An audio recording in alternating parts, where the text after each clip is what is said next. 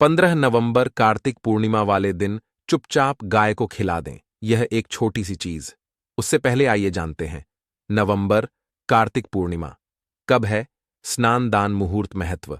साल 2024 में पूर्णिमा 15 नवंबर 2044 को मनाई जाएगी।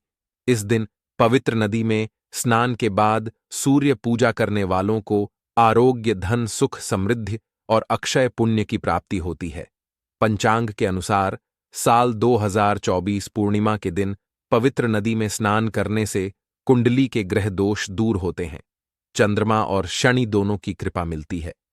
कार्तिक मास की पूर्णिमा के दिन से चंद्रमा उत्तर दिशा की ओर गति करते हैं।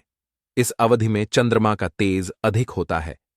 यही वजह है कि पूर्णिमा पर चंद्रमा पूजा करने से मान सम्मान, धन और स्वास्थ्य लाभ मिलता है। कहते हैं इस दिन गुड़, अन्न, वस्त्र, काला तिल, खिचड़ी आदि का दान करने वालों को मोह की प्राप्ति होती है। कार्तिक पूर्णिमा से धरती पर अच्छे दिनों की शुरुआत मानी जाती है। चंद्रमा के उत्तरायण से देवताओं के दिन का आरंभ होता है। धार्मिक मान्यताओं के अनुसार पूर्णिमा के दिन स्वर्ग का दरवाजा खुल जाता है। इसलिए इस दिन किया दान पुण्य अन्य दिनों में किए गए दान पुण्य से अधिक फलदायी होता है। इस दिन व्रत भी किया जाता है। वास्तव में 15 नवंबर पूर्णिमा के दिन अगर आप यह उपाय कर लेते हो तो यकीनन आप पर मां लक्ष्मी की कृपा होगी और आप धनवान बन जाओगे। आप धनवान ना बने तो मुझे बताना दोस्तों। बस जो उपाय आपको बताया जाए वह उपाय कर लेना। चलिए जानते हैं। 15 नवंबर पूर्णिमा दिन चुपचाप गाय को दे। यह एक छोटी सी चीज। रोडपति भी होंगे, करोड़पति मिलेंगे, सभी संकट और कष्टों से मुक्ति, मृत्यु दंड, पितृदोष तुरंत होगा खत्म। पूरे साल आपके भरे रहेंगे अन्न धन के भंडार। यूं कहे कि आपकी 7 पुश्ते तक करेंगे। रुपयों पैसों पर राज दोस्तों। 7 पीढ़ियों तक बैंक बैलेंस बढ़ता चला जाएगा। सभी दहक, दर्द, संकट, कष्ट है वह दूर हो जाएंगे और सभी सुख आपके कदमों में आ जाएंगे। सभी सुख आपके चूमेगी। यदि आप यह एक छोटी और खास चीज चुपचाप गाय को खिला देते हैं तो तत्काल गरीबी आपके जीवन से खत्म हो जाएगी। यूं कहे व्यक्ति रंग से राजा बन जाता है और 33 कोटि देवी देवताओं को धारण करने वाली गौ माता की भी कृपा मानव पर आजीवन बरसती है। मानव के घर में कभी भी अन्न धन वस्त्र कमी नहीं होती है। धन के भंडार मानव के घर में भरे रहते हैं। मानव के जीवन से गरीबी खत्म हो जाती है।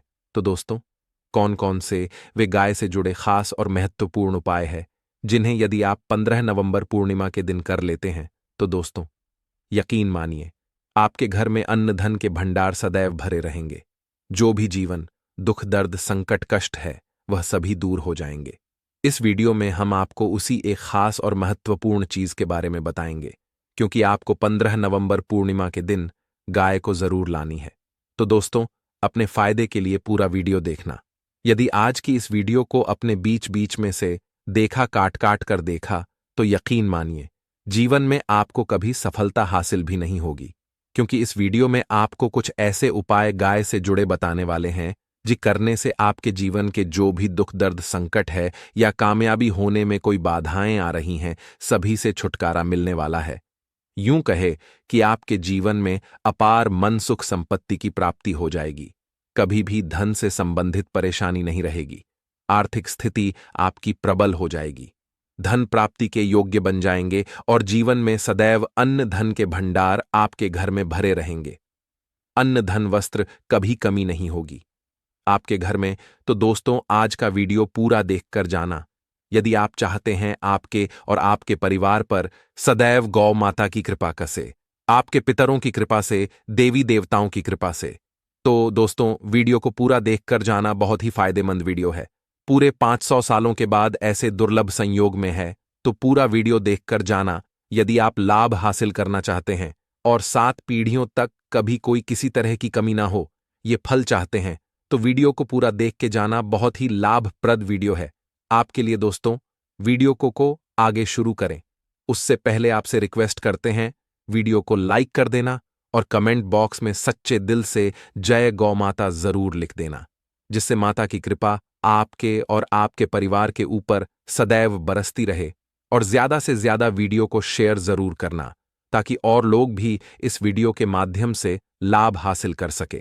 इन उपायों को करने से अपने जीवन में सदैव धन सुख संपत्ति की प्राप्ति कर सके तो शेयर करना ना भूले इस वीडियो को, जिससे और लोगों का भी भला हो। आपको बता दें, इस दिन तीर्थ स्नान करना बहुत ही फलदायी गया है। यदि कहीं तीर्थ स्थान पर पवित्र नदी में स्नान करना संभव ना हो तो आप क्या करें? घर पर ही नहाने वाले पानी में गंगा जल की कुछ बूंदें डालकर स्नान कर लें।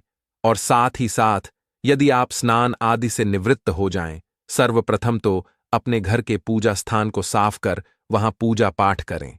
आप और पितरों के निमित्त तर्पण पिंड दांत तो आपसे बने। अन्न धन वस्त्र दान जरूर करें और 15 नवंबर पूर्णिमा के दिन दान करने से सभी मनोकामनाएं पूर्ण हो जाती हैं। 15 नवंबर पूर्णिमा के दिन विशेषकर पूर्वजों की पूजन के लिए बहुत ही शुभ फलदायी समझा गया है। 15 नवंबर पूर्णिमा के दिन पिंडदान करने से पूर्वजों की आत्मा को शांति मिलती है और उनको मोक्ष मिलता है। और आपको बता दें, इस बार जो इस दिन पितृपूजा के साथ साथ हनुमान जी, मंगल देवता और भगवान शनिदेव की भी पूजा जरूर करनी चाहिए। आपको बता दें कि इस दिन यदि आप हनुमान जी और मंगल देवता भगवान शनिदेव की पूजा करते हैं तो मंगल का ग्रह जनित दोष भी दूर हो जाता है। मानव के जीवन में धन सुख संपत्ति की प्राप्ति हो जाती है, समस्त मनोकामना मानव की पूर्ण हो जाती है। और दोस्तों, साथ ही साथ अब बात करें आपको उस दिन, मतलब यह के दिन है, इस दिन आपको एक उपाय तो जरूर करना है। गाय का उपाय बताने से पहले एक उपाय आपको बता दें, उपाय को जरूर करें। क्या करें कि पूर्णिमा के शाम के समय पीपल के पेड़ के नीचे आपको सरसों का चौमुखी दीपक, आटे का दीपक बनाना है। चौमुखी, उसमें आपको कलावे की बाती लगाकर सरसों के तेल का दीपक जला देना है और बीच में 2 साबुत फूल वाले एल भी डाल दें। फिर देखिए कैसे चमत्कार आपके जीवन में होता है। शाम के समय जलाकर उसे छोड़े, मनोकामना मांगकर दोस्तों 21 दिनों के अंदर आपकी वह मनोकामना पूर्ण ना हो जाए। हमें बता देना, बहुत ही प्रभावशाली उपाय बताया मैंने आपको, बहुत ही दुर्लभ से दुर्लभ है। इस बार नए वर्ष को उपाय को जरूर करें। यह उपाय जो है बहुत ही आपको लाभ देगा। और अब बात करें गाय से जुड़े कौन कौन से उपाय आपको इस दिन, मतलब गाय से जुड़े उपाय जिन्हें करने से मानव को 7 पीढ़ियों तक बैंक बैलेंस की कमी नहीं होती, दुख दर्द संकट कष्ट दूर हो जाते हैं और सभी सुख मानव के कदमों में आ जाते हैं। कदम है सभी सुख और घर में अनंत धन के भंडार सदैव भरे रहते हैं, कोई कमी नहीं होती। किसी तरह कौन कौन से उपाय ध्यान से सुनना, जिस तरह बताए उसी तरह इन उपायों को आपको करना है। तो चलिए शुरू करते हैं। कौन कौन से गाय से जुड़े उपाय हैं? प्रभावशाली चमत्कारिक उपाय है जो कि आपकी किस्मत को चमका देंगे। 15 नवंबर पूर्णिमा से आपको लाभ शुरू करते हैं। दोस्तों, सनातन परंपरा में गाय, गंगा और गायत्री का बहुत ज्यादा धार्मिक महत्व है। मान्यता है गौ माता के शरीर पर 33 कोटि देवी देवताओं का वास होता है। गौ माता की पूजा करने वाले जातक पर इन सभी देवी देवताओं की कृपा बरसती है। गौ सेवा से न सिर्फ इस जन्म के बल्कि पूर्व के भी दोष दूर दर हो जाते हैं। गाय से हासिल पंचगव्य का उपयोग जरूर शामिल करें, क्योंकि पंचम गव्य के बिना कोई भी पूजा पाठ और हवन सफल नहीं होता। या दोस्तों, गौ कृपा पाने के लिए प्रतिदिन, सप्ताह अथवा महीने में परिवार समेत एक बार गौशाला का नियम जरूर बनाएं और वहां को हरा चारा जरूर खिलाएं। इससे आपको शुभ फलों की प्राप्ति होगी और साथ ही साथ गौ सेवा और गौ पूजा से 9 ग्रह शांत हो जाते हैं और इनसे जुड़े 2 का निदान हो जाता है। गर्मियों में गौ माता को पानी पिलाए और सर्दी में गौ माता गुड़ जरूर खिलाए। ध्यान रखें कि गर्मियों में गाय को गुद न खिलाए। अनेक देवी देवताओं को अपने शरीर पर धारण करने वाली गौ माता से जुड़े कई शुभ और अशुभ संकेत भी होते हैं। मस मलन गाय का दूध देते समय यदि गाय ठोकर मार दे और सारा दूध बिखर जाए तो अब शगुन होता है। यदि कोई यात्रा पर निकल रहा हो और गाय अपने बछड़े को दूध पिलाती सामने आ जाए तो निश्चित रूप से जिस यात्रा के लिए आप निकले हैं वह यात्रा आप जरूर ही सफल होगी और वह जिसके लिए आप निकले हैं वह जरूर ही पूर्ण होगा। यात्रा पर जाते समय बाईं ओर गाय की आवाज और रात्रि में गाय की हुंकार करना भी शुभ होता है दोस्तों। साथ ही साथ गाय के साथ आप भूल कर भी दुराचार ना करें, अन्यथा मिलता है घोर पाप और जीवन भर की परेशानियां बनी रहती हैं। जी हां दोस्तों, गाय को राष्ट्रीय पशु बनाए जाने और इन्हें मौलिक अधिकार दिए जाने की बात हो रही है, तो सवाल उठता है, गाय संस्कृति का अहम हिस्सा है, तब भी गाय के साथ लोग खराब व्यवहार कैसे कर लेते हैं? गाय दर दर भटक रहती है, भरपेट इन्हें चारा तक लोग नहीं देते। गाय जब तक दूध देती रहती है तो उनकी सेवा होती है, और जैसे ही दूध देना बंद कर देती है तो लोग इन्हें उनकी किस्मत पर छोड़ देते हैं, सड़कों पर और गलियों में भटकने के लिए। ऐसे में गोवंश जीवों को कोई डंडे मारता है तो कोई पानी डाल देता है, कभी वाहनों की चपेट में आ जाती है तो कभी बीमार होकर बेचारी यह गाय दम तोड़ देती है। ऐसे में जरूरत है इन बातों को जानने की। लेकर शास्त्रों में क्या कहा गया है, गाय के साथ आपको कैसा व्यवहार करना चाहिए? दोस्तों, गाय को कभी भी मारना पीटना नहीं चाहिए। शास्त्रों में गाय को माता का दर्जा दिया गया है। गाय को मारने वाला माता को मारने पीटने वाले के समान पाप का भाग्य समझा जाता है। नर्क लोक में वर्षों तक कष्ट भोगना पड़ता है। अगले जन्म पशु योनि में मिलता है। कथा है कि गौतम मुनि ने गलती से गाय को डंडा मार दिया था, जिससे गाय की मृत्यु हो गई थी, और इस पाप से मुक्ति के इन्हें वर्षों तक तपस्या करनी पड़ी। भगवान श्री कृष्ण जी ने बैल स्वरूप में आए वृद्धाश्रम का वध कर दिया था, जिससे मुक्ति के लिए भगवान श्री कृष्ण को संपूर्ण तीर्थों को एक कुंड में बुलाना पड़ा, और इस कुंड में से वह पाप मुक्त हो गए थे। दोस्तों, साथ ही साथ पानी पी रही गाय को गाते हैं। वे घोर पाप के भागी बनकर नर्क भोगते हैं, ऐसा पुराणों में बताया गया है। जबकि जो लोग गाय के लिए प्याऊ चार बनवाते हैं वह महाभाग्यवान होते हैं। ऐसे लोग घोर पाप से मुक्त होकर स्वर्ग पा जाते हैं और बड़े ही धनवान कुल में जन्म लेकर सुख भोगते हैं, और साथ ही साथ आराम कर रही गाय को कष्ट देकर कभी भी उठाना नहीं चाहिए। कहते हैं कि जिस स्थान पर गाय बैठी है वहां से नकारात्मक ऊर्जा खत्म हो जाती है। गाय के बैठने की जगह को जो लोग नियमित साफ रखते हैं, वह जन्म में किए गए जाने अनजाने में पापों मुक्ति हो जाती है और गोलोक में स्थान पाते हैं।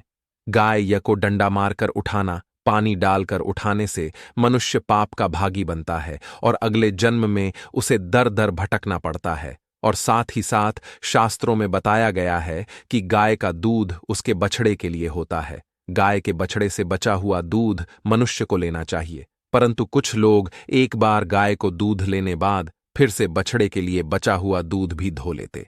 ऐसा करना घोर पाप कहा जाता है।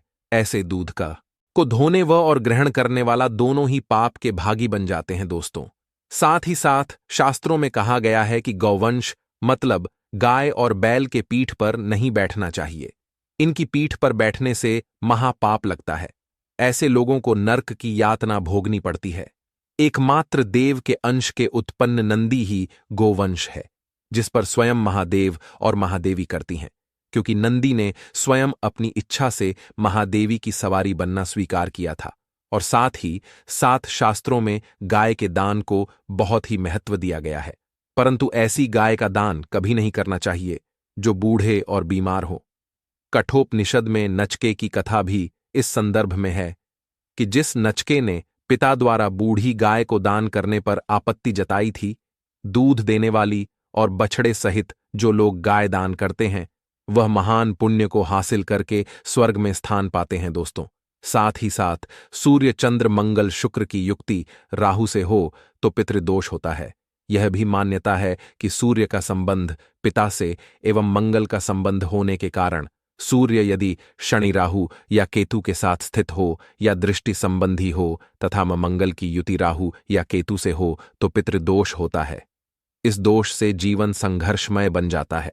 यदि पितृदोष हो तो गाय को प्रतिदिन या किसी भी एकादशी को या किसी पूर्णिमा दिन, अमावस्या या किसी भी खास दिन पर रोटी गुड़ चारा खिलाने से पितृदोष खत्म जाता है।